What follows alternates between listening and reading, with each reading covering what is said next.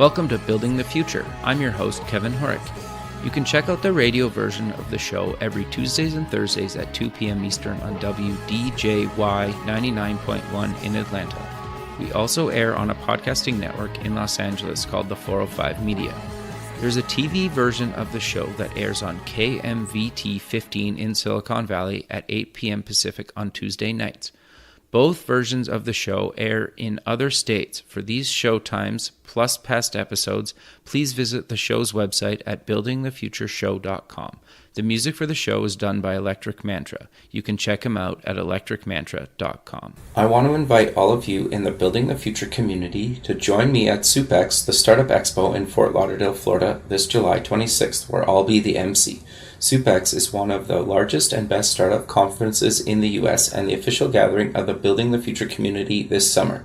SUPEX has cutting-edge content, a cool startup competition, and a half-day forum this year called #WomenForWomen, the largest gathering in the U.S. in 2018 of angel groups, seed funds, and VC funds focused on female founders and female entrepreneurs. For more information, visit www.sup-x.org. I hope to see all my Building the Future friends there. Welcome back to the show. Today we have Hayley Sudbury. She's the founder and CEO at Workin. Hayley, welcome to the show. Hi, Kevin. Yeah, I'm excited to have you on the show. I think what you guys are doing at Workin is actually really interesting, and I'm kind of selfishly interested in it myself. But maybe before we get into all that fun stuff, let's get to know you a little bit better and start off with where you grew up. Sure. Well, I grew up in North Queensland in Australia, near a region called the Whitsundays, which is full of fantastic islands and is also connected to the Great Barrier Reef. Very cool. I haven't been to Australia, but it's definitely on my list of places I need to visit in my lifetime. So walk me through kind of your background, kind of what did you kind of take and walk me through how you kind of got into, you went to university. What did you take there and why did you decide to take it? Sure.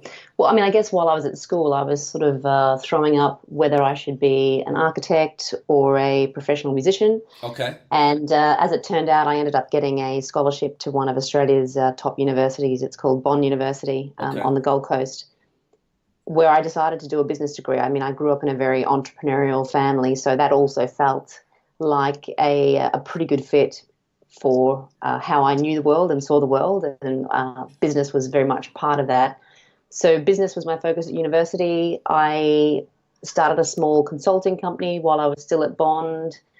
Essentially, that was to really fund European travels because it's about, as if you've met a few Australians, we do love travel and we do love getting out in the world. So that was really to fund my first international adventure and traveling through Europe, which achieved that goal.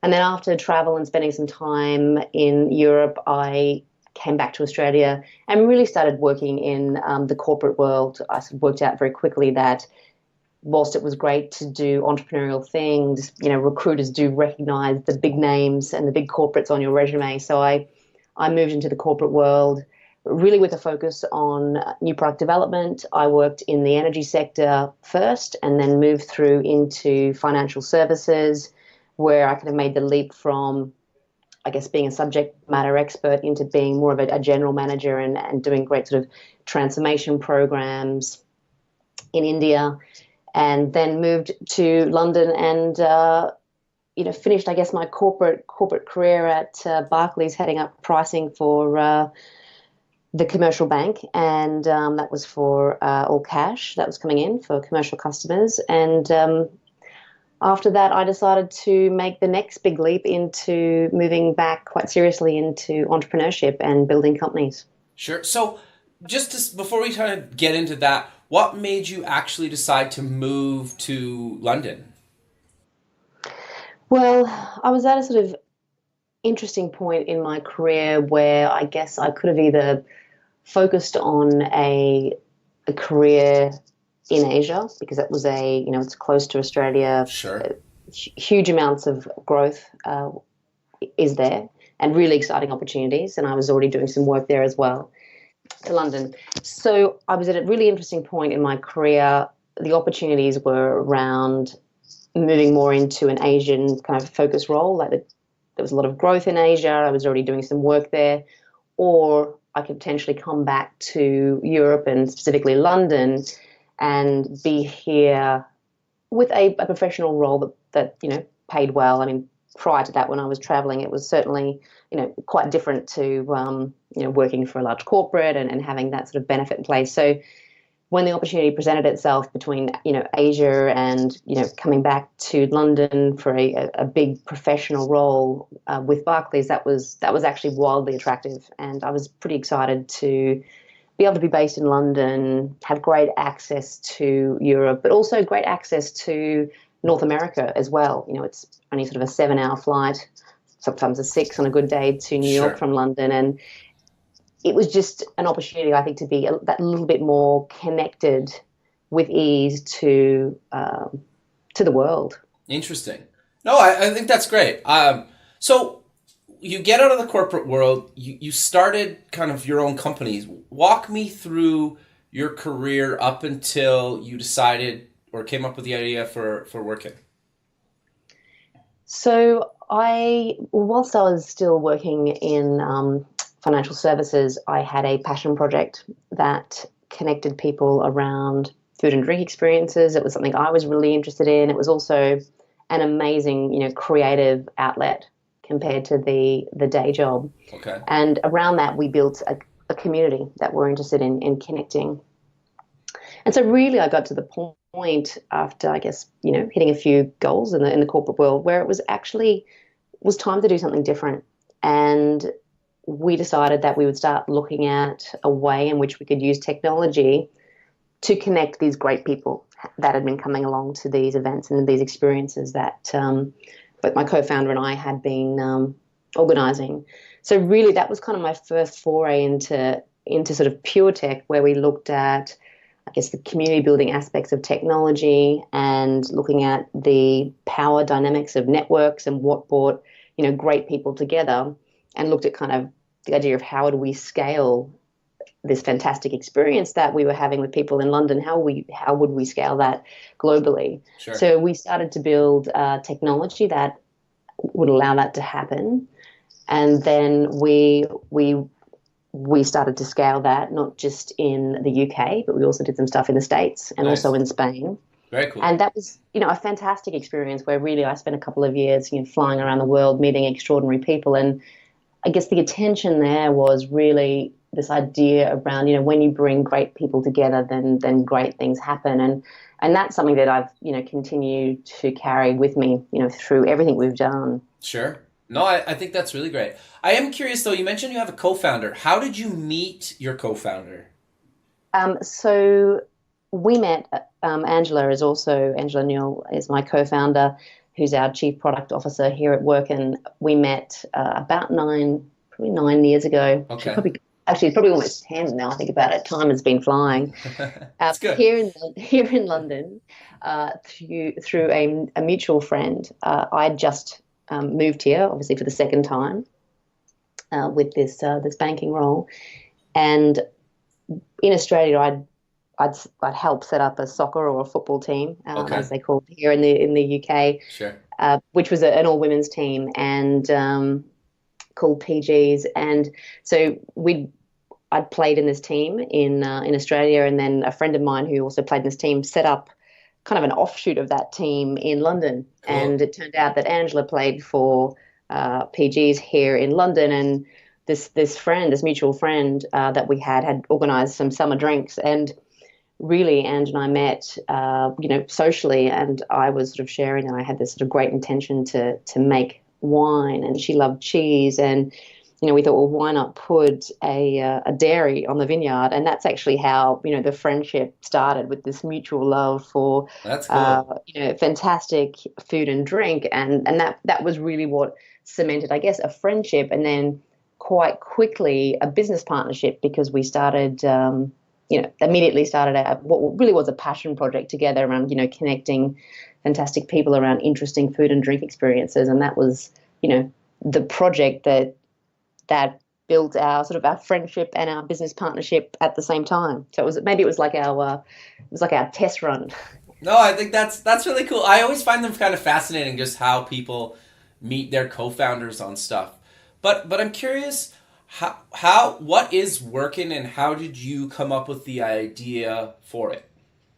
Sure. So I guess sort of building on the story of kind of that first technology business, um, we were at quite an interesting point actually where we were getting quite a good profile around this community that we'd created, this technology that we had.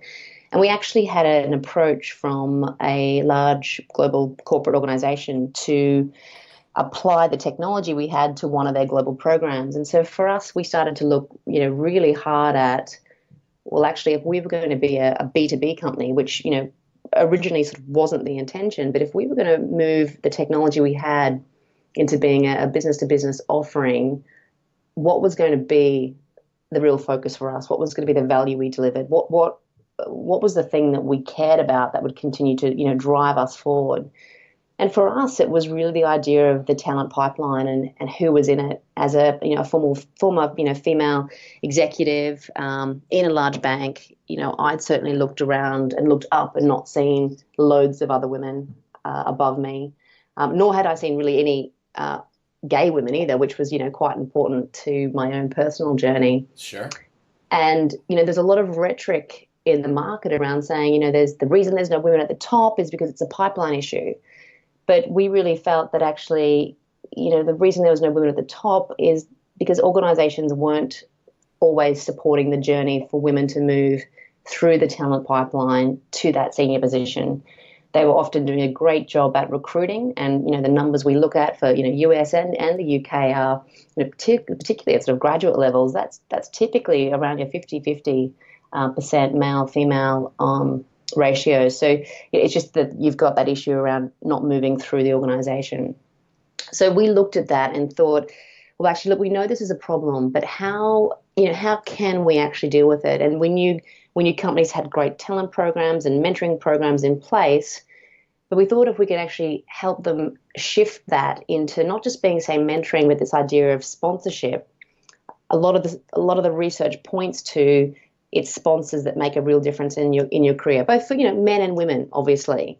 But we knew that actually if we could help senior leaders and managers not just be mentors but be sponsors, so and by that I mean actively do things that made a difference to someone's career and also help them stay, we thought there was a really interesting opportunity to start really shifting the dial on this. And I guess at this time, mobile in enterprise was just, I guess the barriers had been removed and companies were looking more and more around how could they better use mobile as well, which meant from kind of designing a user experience, we could think about a mobile first product when we first launched, which we also felt like the idea of, people are drawn to their phones, they are distracted, could we actually use that to our advantage to help people really be better versions of themselves, and in this case, help them be sponsors of this, female talent in an organization to help those women actually move through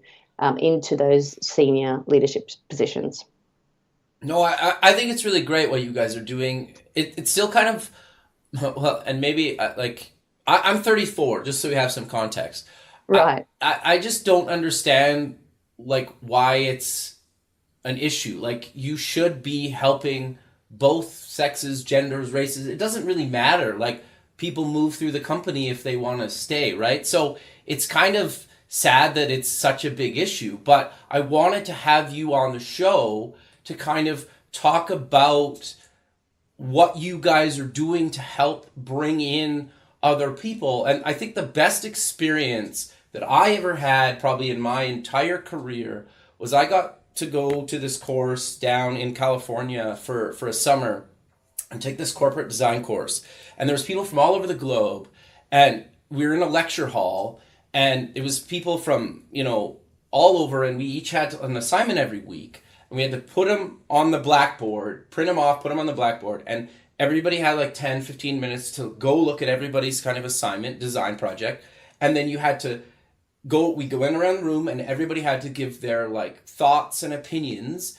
And one of the biggest eye-opening things for me was people were like, well, this image or these colors mean this to me, so like I think this. And I think the perfect example and the simplest example that I can think of is like you take the three colors like red, white, and blue. Obviously somebody in North America, they're probably like, oh, that's the American flag. But if you take the same colors in probably parts of Europe, they're like, oh, that's like the France, right? And so something like as simple as that. But I think just thinking about these things, how people see things from other parts of the world, I think a lot of people don't necessarily think about it, not because they don't necessarily want to, it just doesn't come across their radar. Or another good example I heard recently was you take people in a boat going down like a canal, and it's like, oh, to some people it's like, oh, those people are on holiday, or the other side is like, oh, those people are like refugees. And that was really kind of like a eye-opening couple examples to myself. But you maybe want to kind of talk about what you guys kind of do, because I think it's super, super important and much needed, kind of globally, not just in kind of North America and the UK.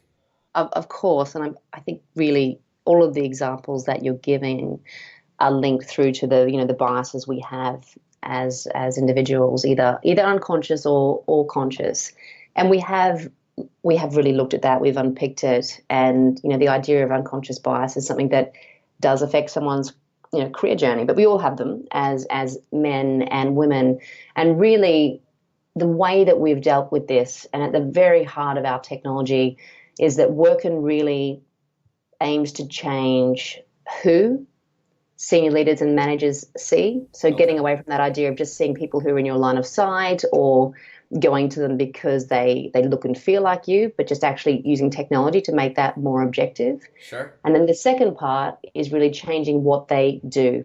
So where companies are being quite progressive at the moment is they are putting in place a lot of unconscious bias training. And where that is really helpful is that starts to make you quite aware around, where your biases might exist. Okay. And why you saw that boat, for example, as maybe, refugees versus people on a holiday. So Sure. Depending on kind of what's informed that vision.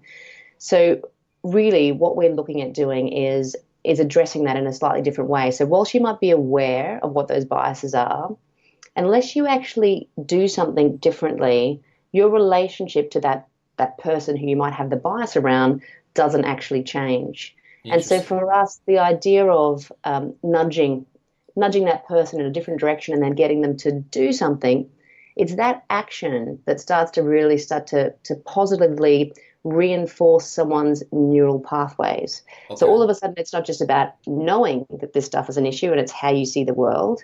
It's actually about changing what you do for someone in that world and making it a different action that maybe you wouldn't ordinarily do. And so for us, that's really the big bit. And I mean, I sort of shared more about this in a recent TEDx talk I gave about sort of how to hack the workplace. Sure. Because for me, there's some very simple wins to be had. And if we do get people to do things differently rather than just learn about it or hear about it, we do start to make radical progress around what is actually happening culturally in an organization. And I mean, I think this is not just good for women, it's good for men as well. It's also good for all diverse groups by changing people's relationship with their biases and the individuals who those biases may exist around. So action for us is really everything. Sure. No, do you want to share some of those things from that TED Talk, or should they just go watch the TED Talk? Oh, it's a little bit visual as well, and there's kind of a small demo. So I think it's definitely something that is easy to watch, and it's only 10 minutes. So it's definitely something you can do with a beer or glass of wine in hand, and hopefully find it relatively entertaining.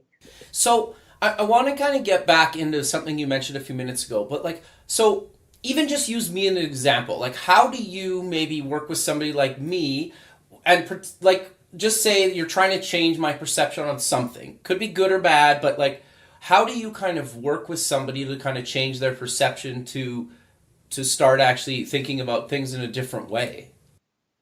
So, someone like you, for example, you mentioned you're 34. Let's say you worked in a large company. You might be a a mentor, for example, on one of the graduate programs. Okay. So for you and your experience in that firm, we would look to make sure that we were giving you visibility to lots of different individuals that are on that graduate program, not just the straight young white guy that might look and feel like you, for example. And I don't even know how you identify or anything like Yeah, that. But that's I'm just married with two kids, visual. so just so there you go. Yeah. But okay, but you could be married to a man, so that's okay. Yeah, as no, well. that's fair too. But yeah, no, yeah. So what we'd look to do is make sure that you were having exposure to that entire population or individuals in that population, so that your experience in that firm was a varied one. And then secondly, what we'd be doing is we're making sure that you were actively being nudged to do things for those individuals in a way that, like I explained before, wasn't just about your learning what your unconscious biases might be and those biases and how they kind of inform the world that you see, Sure. but actually promoting actions that prompted you to do even small things that would be helpful to that junior person's career. Sure. And then we know essentially that people are having fair and equal opportunities within that graduate program. It's not limited to one demographic, for example. So that's how we work with you in, say, a management capacity. And then if you were actually someone who maybe was identified to be the next kind of director in that firm or someone super senior, we'd look at making sure that your experience was also varied in the type of mentors or peer relationships that you were developing. So it wasn't just sticking to, say, a homogeneous group. And the way you had a chance to develop skills was also a little bit broader and real-time based, rather than, say, just hiving you off into a room and working on a case study, which could be a little bit esoteric. We'd be making sure that you had access to real development opportunities that actually could add value to the business and also actively develop your skills, so that the company could see you outside of your job spec and see the types of work that you were doing, that you were involved in, and why that would make you, say, in this example, a really great general manager. Okay, interesting. No, I think that's great. Like the thing that I find kind of really interesting about kind of where we are right now is, especially if you're doing an internet startup. I get if you're doing kind of a brick and mortar business that people come to every day, like a cafe or something that's down the road in a certain neighborhood, then what I'm about to say doesn't really apply. But especially if you're building kind of an internet business, like you might launch your product in North America or Europe or some other part of the world, but it might take off in a completely other part of the world that maybe you don't know really anything about, or you've never been, or both, and just kind of understanding why those people like your product or service and like why it kind of resonates with them, I think only makes your product better, and you could potentially carve off some services or other features for that part of the world.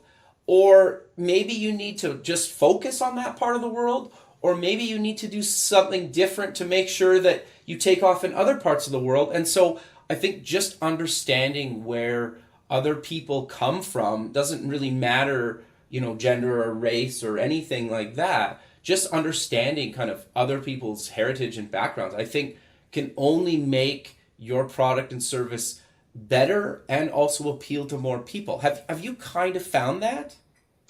Look, I have, and I mean, we're in essentially scale-up mode as a business, so I'm having a lot of different conversations with a lot of different individuals based in different countries every day, and it is quite fascinating from a cultural perspective, even the way the product works right now, which parts of the product people respond to better than others, depending on, I guess, the cultural lens that they have. And also just thinking about, in some countries, you have to have a presence there to be, I guess, taken seriously as kind of a tool of cultural change. So, we're actively looking at that all the time.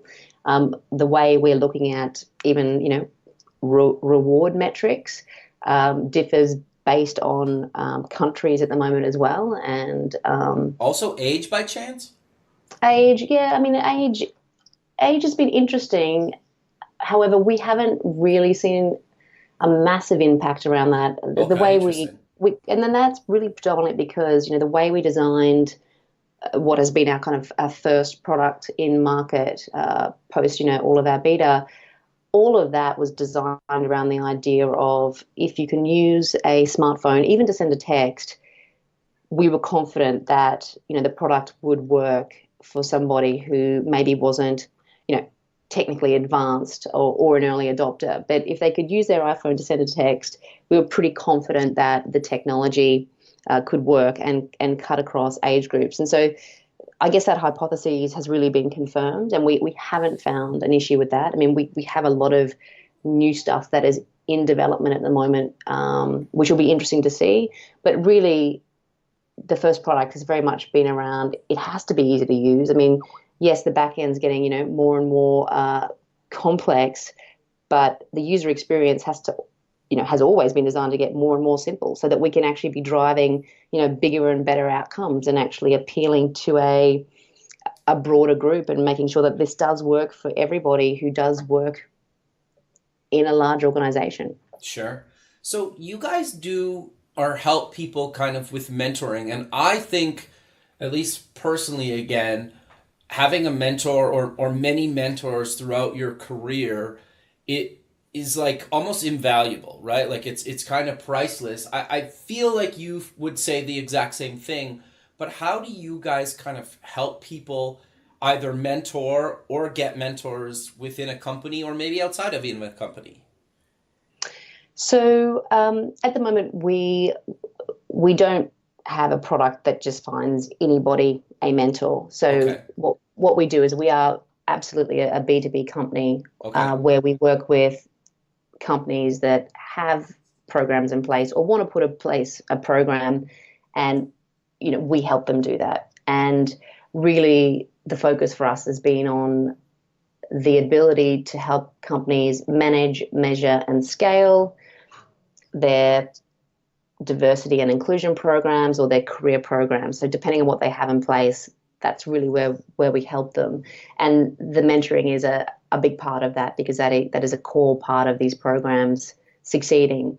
We also work with some global networks as well to support them with their predominantly mentoring programs. So we do stuff that does work across industries, across organizations, and they're, really interesting groups. Everything from LGBT focused organizations through to financial organizations. So we have some really interesting pieces there as well. However, we're working with the organization, the membership organization as our client in that Okay. case. Interesting.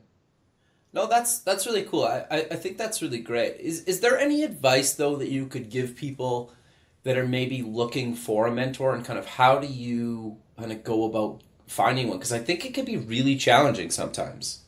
Look, I agree, and I think even in my life, there's been mentors for a moment, if you like. People that come Sure. into your life and can give you that value, that advice that you need for a point in time. So I think mentoring relationships, they do change, and I think they are for a time.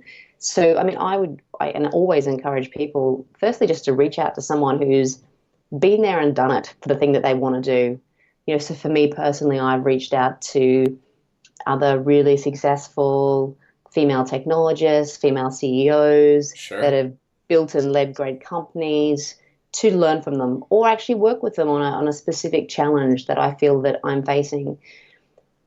I think it's less about being random and going, this is a person I just want to get to know, but more about being specific about the thing that you're wanting to work on. And I really do think people respond to that very well. So if you can be specific in your request, that's going to get you a lot closer to that person saying yes. And also being sensitive to the idea of time, because Sure. busy people don't have hours to spend, but they might have 15 minutes, they might have 30 minutes. It might be that one quick call. It doesn't necessarily have to be a coffee face to face, but it's just being really clear about what it is you're looking to develop, how you can be really time efficient about that, and maybe even some value that you could bring to the table. So it mightn't be something you can do immediately, but maybe there's something that you can offer up at a later point. I think there's this really fine balance too as you're moving up through your career, as you're needing to reach out to people who've been there and done it. Just finding that balance around not asking a lot from the same people all the time either. That thinking how you spread those requests in a way that's sensitive to time and I guess time and availability essentially. So it's just being smart about that because that's going to work better for you as well. You're going to get what you need. It's not going to be random and like a blind date, if you like, hoping Sure. that, there's some value to be had. You're going in with a clear idea around what it is that you need, from that meeting or from that person you're reaching out to. No, I think that's really good advice. You guys also do, and I think it's kind of a big thing in the news lately, more than it kind of seems to have been in maybe previous years a bit, about kind of bridging the kind of gender pay gap. And so, how do you guys kind of work with companies to actually make that a reality? Sure. So in the UK, we have legislation now which means that companies with over 250 employees need to report on what they're paying men and women. Okay, interesting. And that is split across the four quartiles of the organisation, where that's been fascinating. And I mean, we're at a point now too, we're coming up to the final deadline, if you like, on the 4th of April. So we're seeing companies are essentially pushing their data live at the moment. And there's some pretty horrific stories coming out. And what we're seeing time and time again is particularly in the top half of companies, not only are there enough women, but the men are actually being paid more at those senior roles. So we've had banks that have come out, they're paying their men 2 times more than their women. And all of a sudden there's this transparency around, I guess, what we knew was at issue, but it's giving some real cold, hard facts. Where this is really interesting, whilst there's no sort of fines or anything like that in place, companies do need to talk about the action plan that they have in place to support, to actually look at changing these numbers. So where we're focused is we're very focused on helping them with their sponsorship programs. Okay. And being able to help them sort of manage, measure, and scale that, which has often been a huge issue because the measurement's been very difficult.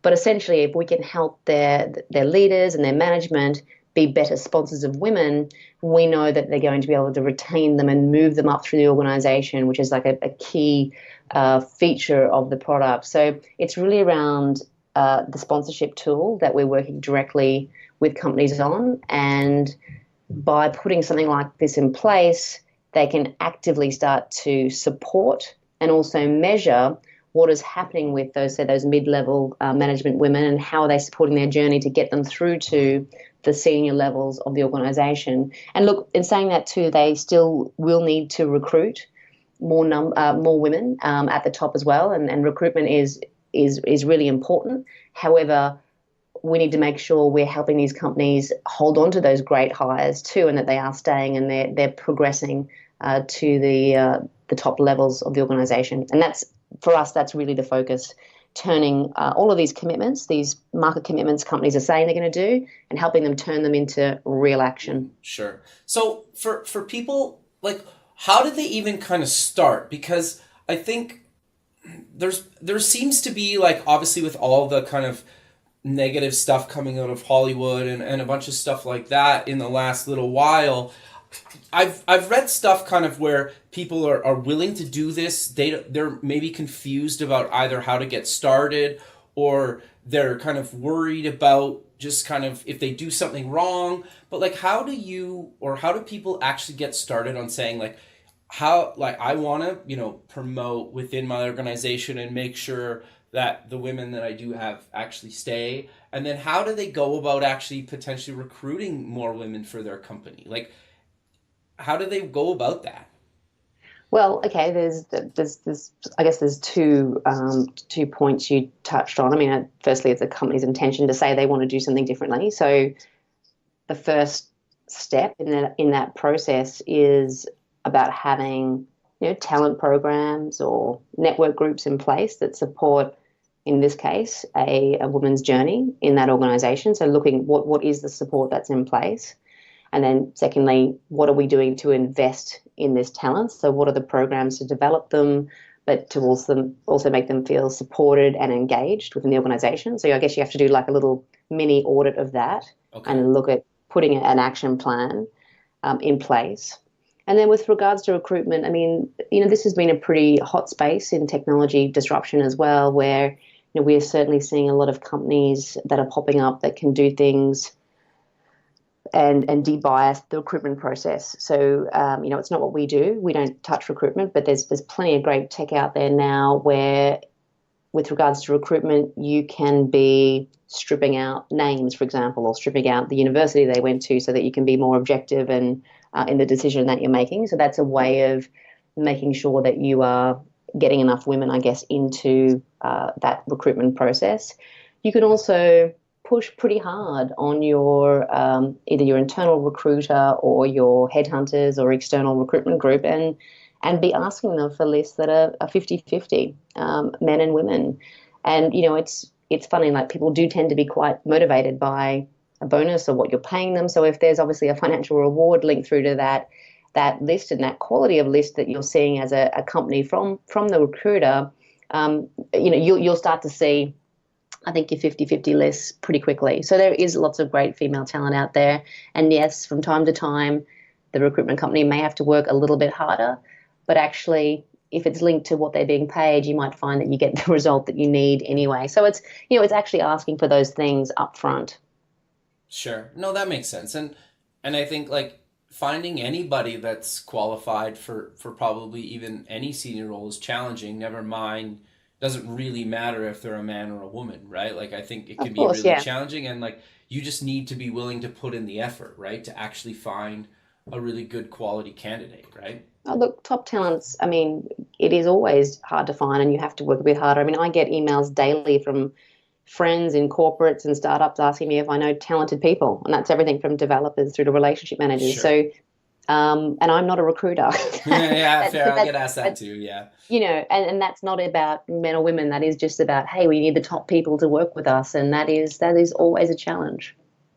No, that makes a lot of sense. So I want to get back into kind of like working a little bit. You guys kind of do kind of some learning and development kind of stuff, and you kind of measure that. How do you guys kind of work with companies to actually prove to them that when they're working with you guys that, you can show what's working and what's maybe not working so well?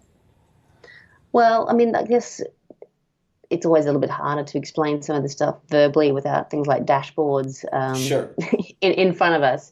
So, I mean, what I say to clients is typically, you'll have more data on day one of our program than you would have ever have had on any of the current programs that you're running. And that's really true, because where we're different is we're not trying to help an organization make sense of existing data to tell a story to market. We're helping them create new data based on kind of what their people are doing. And I guess that's really what makes us different, and that's really what gives us some very real results around, what's working and what's not, and then a company can dive a bit deeper around what they then want to do. So again, we are giving them a level of transparency, which, historically didn't exist. Sure. No, I think that makes a lot of sense. And you guys also do stuff with onboarding, which I think a lot of companies kind of fail at and don't really give their new hires, they basically throw them into the deep end of the pool and hope they swim and not sink, right? So how do you guys kind of work with a company to actually get new employees, kind of on the right path to actually succeed in their new role? Well, essentially it's being about a little bit smarter around what already exists. So, a lot of companies have in place a buddy program or a mentor program to help new hires kind of find their way through the firm. So we do that with technology. So our technology allows a match to happen as soon as you start, and then ensures that with that match, your buddy or your mentor, they're actually helping you do the things that you need as a new joiner to that firm. And sometimes when people get busy, they don't get around to being able to do all that stuff. The technology ensures that, kind of the key things do happen, and that new joiner is having a great experience. And then obviously the company also has some data to understand around, how that experience is played out, and they can sort of have that extra level of feedback. Sure. And you keep mentioning like dashboards and kind of data and stuff. So do certain members of the organization kind of get to see a whole kind of view of their entire organization, or walk us through kind of like, what do I get as, say, the employer to kind of see how my company is doing with working? Well, look, I mean, I don't think we're probably different to any other tech company in the way that, our program owner or executive has access to, the full results of how a program is running, and they can see that through, a web-based dashboard. So I don't think that's not the radical thing, if you like. The radical thing is the data that's in that dashboard. And but yes, I mean, program owners, as would be for any program owner of any piece of technology in an enterprise, have access to, how the program is progressing. Okay, so what kind of stuff is in that dashboard? I know it's kind of hard to explain without seeing, but like what types of data can I kind of expect in my dashboard? It really depends, to be honest. I mean, on the program that we're supporting. So if it is, if it's something around, pure mentoring, you're able to see, how your mentors are supporting the journey of the people that they're mentoring, and that's by seeing sort of the type of things that they're doing and what's happening as a result of that. So it's really a breakdown around those type of actions and broader activity that's happening between that relationship. Okay, no, that makes sense. But we're coming to the end of the show, so let's maybe close with mentioning where people can get more information about you guys online, and any other links you want to mention. Yeah, sure. So by all means, we have a website like every other tech company, and it's GetWorkin, so GetWerkin.com, and you can find anything about our business there. You can also find us on Twitter with the handle GetWorkin. You can find me on Twitter. I could certainly be better at using it, but at Hayley Sudbury. You can also find my TED Talk if you Google TEDx Hayley Sudbury. And that's called How to Hack the Workplace in 10 Minutes. Hopefully it'll be an interesting 10 minutes for you. Perfect, Hayley. Well, I really appreciate you taking the time in your day to be on the show, and I look forward to keeping in touch with you, and have a good rest of your day. All right. Take care, Kevin. Thanks. Bye. Thanks for listening. Please visit the show's website at buildingthefutureshow.com. Also check us out on Facebook at Building the Future Show, and follow us on Twitter at Building Show.